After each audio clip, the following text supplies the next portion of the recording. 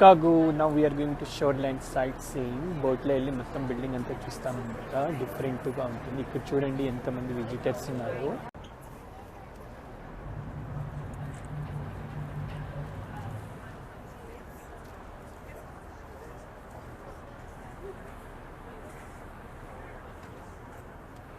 Idea. They said, let's make it white instead. This next building on the right-hand side of the boat is creatively named Gateway Number 3, and it is an example of a style called internationalist. International style was named that because these sorts of buildings, skyscraper, pretty basic. It's functionally the same as a black box model. Moving into the 1980s, we get the advent of contextualism. This next reflective glass tower coming up here is, of course, Gateway. Now, ever since the end of the last ice age, people have lived in this area. This is the closest crossing over point between the Great Lakes water system and the Mississippi River water system down the south branch of the Chicago River into the Des Plaines River and into the Mississippi. And because of that, this has been a great trading area for millennia. All sorts of people have come through and lived in this area. One of those people was the Potawatomi.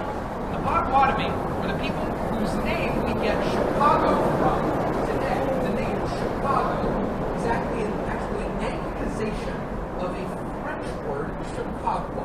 The original name of the city of Chicago was in French because the original non-native settler here was named Jean-Baptiste Pointe du Sable. Or if you live in Chicago, we say du Sable.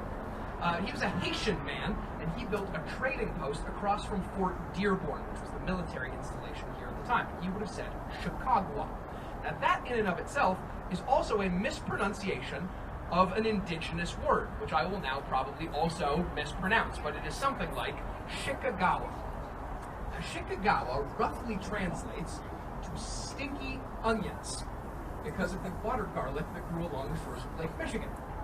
I have been reliably told, however, that because indigenous languages do not map perfectly onto English, a more accurate translation of Shikagawa would be, man, that place really stinks. The exclamation, man, is in 1909. It only got completed very recently as the river got clean enough for people to want to come and sit and hang out on. It's a great example of Chicago continuing to work on itself and better itself through time. Another great example of Chicago existing through time is coming up on the left-hand side of the boat here. It's called the Builders Building, and it looks like two buildings smashed together. There's a black dividing line that runs straight down the building about 3/4 of the way down. Now the first half of the building that we're passing now is from the 1920s, and it's an example of Art Deco style. It's got deep inset windows, long vertical lines that draw the eye upward, and sort of machine gilded patterning along the sides. Now after that break in the building, you can see that machine patterning goes away. The windows are not deep and inset anymore, they're actually protruding outwards. That is a postmodern part of the building that was built in the 1980s, but it respects the same lines established by the first part of the building that came before it. And I think it's a really cool example of the way architects communicate with each other through the decades, working in concert together. Having introduced you to Art Deco style, you turn your eyes up to the right-hand side, you'll see a massive example of it. This is the merchandise mart. You can see those same architectural elements. Deep inset windows, long vertical lines that draw the eye upward, and machine patterning in the gold squares and chevron shapes along the first couple of floors and the top of the building. You'll also see some heads on pillars facing the merchandise mart. They kind of look like giant Pez dispensers. Those are the merchant princes of Chicago. Men like Marshall Field, another big Chicago name, Field & Co. His name is on the museum campus downtown, the Field Museum of Natural History. The merchandise mart, when it was completed, was the largest building acreage-wise in the world. It was only surpassed a few years later by the Pentagon. It has its own train station. It was built with its own fire station. And for years, there was so much mail coming in and out of this building that it had its very own zip code. It was for warehouse stock, the kind of place that you would go not to buy one sofa, but to buy 5,000 sofas. As we finish passing the merchandise mart, we're heading into an area of the river known as Wolf Point. Wolf Point is where the main branch of the Chicago River meets the north branch, which runs up to the right, will turn up next, and the south branch, which runs down to the left, that we will head down in a few minutes. It is the original heart of the city of Chicago. Nowadays, though, it is a great focal point of modern contextualist architecture. We are surrounded by these reflective, big glass towers. They look good wherever you put them because they just reflect whatever's around them. So it almost looks like we're in a glass canyon right now. If you squint out to the right-hand side of the boat, you might see a little Y shape in the fence. That is a seal of the city of Chicago, and it represents the three branches of the river coming together at Wolf Point. Once you notice it one place, you'll start to see that symbol all over the city. Now this is called Wolf Point because right to the left-hand side of the boat here, sort of right behind me, that red spiral sculpture is where the Wolf Point Tavern stood. The Wolf Point Tavern is where everyone went after work. So of course the buildings started to sprout up around this particular point. We're going to stay in the distant past as we turn up the north branch of the river. Take a look at the oldest building that we will see on the tour today. It's this pink brick structure right behind me, and it's going to pass us off the left-hand side of the boat as we go along. That is called Fulton House. Fulton House was part of one of the original industries in Chicago. That would be the meat packing industry. This was basically a giant ice box. It was used to store meat and keep it cold, or it could be loaded onto train cars and shipped all over the country in refrigerated trains. Now, Fulton House is no longer part of the meatpacking industry. It is high-end apartments, but you can see if you look up at it that some of those balconies, the walls are up to 4 feet thick. When they cut into them, they found them stuffed with pork and horsehair that they were using as insulation in Fulton House. The architects had to wait for 3 months for this building to fully thaw out before they could finish renovating it. Hello, person on the other bank there. Always making friends along the river. Love to see some people waving at. Now, Fulton House was renovated in 1973 by a man named Harry Weiss. Now, 1973 was only 1 year after the passage of the Clean Water Act. People thought that Harry Weiss was kind of nuts and would want to come down here and live on the Chicago River. Well, Harry Weiss got the last laugh. He's also responsible for the river cottages, this next building coming up on the left, with the triangle pattern in the roof.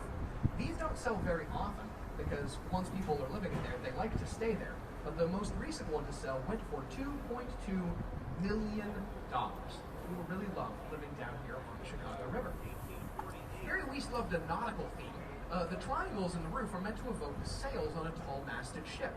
And you can see some round windows which mimic portholes that you might see in a boat. So that's some of the nautical influences that Harry Weiss likes to weave into his work.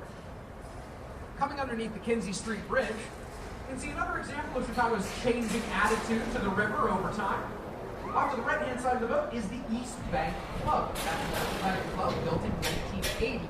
You can see it has its back to the river. It's just this big, flat side of the building. Those windows in it weren't even there in the original Lake Street Bridge right now. It's a beautiful Chicago moment. Coming back into Wolf Point, we can talk individually about some of these contextualist towers. Now, we're still building in this style because that reflective glass doesn't just look good anywhere you drop it, but it actually reflects heat and makes the buildings cheaper and greener to cool. This next one, the water sloshes in the other direction, dampening the force of the wind on the tower. I think that's an ingenious engineering solution. And I also just love saying inertial slosh damper. It's fun to say. It definitely sounds like something out of a Doctor Who episode. Coming up on the left-hand side of the boat, this next contextualist tower is Bank of America Tower. You can see it has a different solution for that 30-foot setback that is required to have. The upper floors of this building are all balanced on these 3-part struts that anchor it to the riverbank, but it leaves room for that cutout underneath them where you have shops, cafes, places for people to hang out along the Chicago riverfront.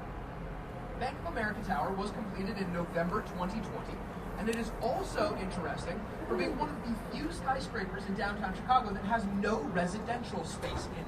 This is entirely made up of office buildings. That's a great time to build a brand spanking new office building in downtown Chicago. The year 2020, right when nobody was going to the office anymore. It would be kind of like building a new Art Deco palace of offices in downtown Chicago in the year 1929, right before the stock market crash. Speaking of which, if you turn your eyes to the right-hand side of the boat, you will see number 2 North Riverside. And that is unfortunately exactly what happens to this building. You'll see those similar Art Deco influences from 1929. deep inset windows, long vertical lines that draw the eye upward, and this machine patterning along the side of the building. Some of that includes things like these obelisks right on the river here. There's a bit of an Egyptian influence with this building, and that is because 1929 was also the year that King Tutankhamun's tomb was discovered in Egypt. Egyptology was all the rage in the U.S. Now, starting with number 2 North Riverside, the next 5 buildings are all in chronological order. So I feel pretty good about how I've got this time machine working, and I will lead you through them. After 1929, the United States goes straight into the Great Depression, and following that, straight into World War II. For about 25 years in those successive crises, no one was building new big buildings in downtown Chicago. When we got back to it after the war, people's attitudes had changed. Styles and sentiments had changed. We didn't have time for all that fancy patterning anymore. People wanted something sensible, something practical, and wanted to get back to work. And we get the advent of black box modernism, with gateway number 1 and gateway number 2, these black cubes off to the right-hand side of the boat in the 1960s. Now, black box modernism as a style was pioneered by a man named Mies van der Rohe. You may be familiar with his famous saying, "Less is more." Mies van der Rohe firmly believed that form follows function. So, what is the function of an office building? Well, it has to hold a whole bunch of cubicles for people to work in. So by moving the steel supports for buildings to the outside and leaving them exposed, instead of using space for them inside the building, you free up room for those cubicles to be stacked even closer together, turning a whole bunch of little squares into one big square. Now there are patios out in front of both of these buildings as well. Places for people to plant shrubs and flowers, have benches. The philosophy of black box modernism was that the building itself shouldn't be beautiful, but that people would bring their own beauty to the building. You can also hear those train lines underneath those announcements. It's a great place to see the way these buildings lease their air rights from the train company. See all those Amtrak trains run to memorize them. When it was first built, though, Old Main Post Office was the largest post office in the entire world. And that's because there was so much mail going in and out of these buildings from those mail order companies based out of Chicago. Field & Co., or Sears and Roebuck. There's another big Chicago name that we'll be coming back to later. Anyone my age or older might remember those big Sears catalogs that you would get around the holiday season. My family used as doorstops. They were always shipped out of this building. The Old Main Post Office is so large that once we finish crossing over underneath Congress Park right here, we exonerated Catherine O'Leary's cow in the year 1998. So that is the one way we know the fire did not start. It did. What also floods into the city of Chicago around this time are parking lots. The city needed to rebuild itself.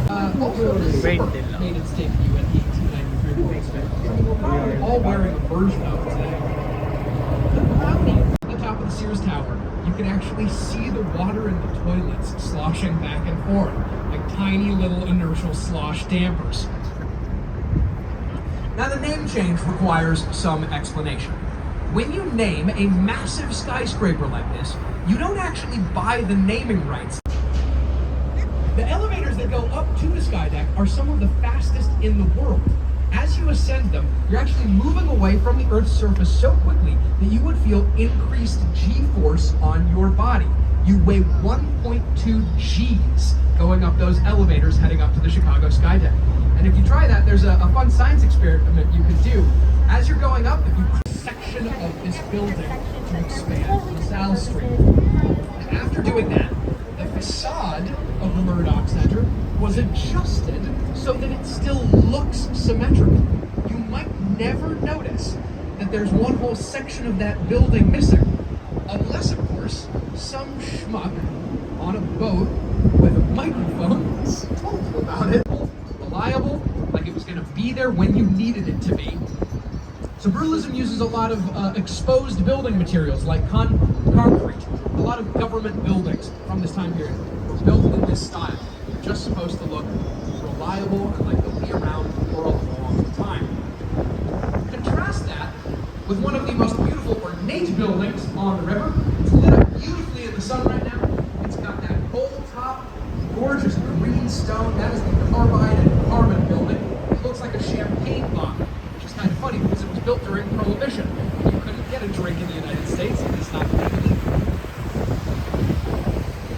is I absolutely love this building. It is probably my favorite along the Chicago River. I am told that's a fairly basic opinion. It is everybody's favorite building on the Chicago River, but it's just gorgeous.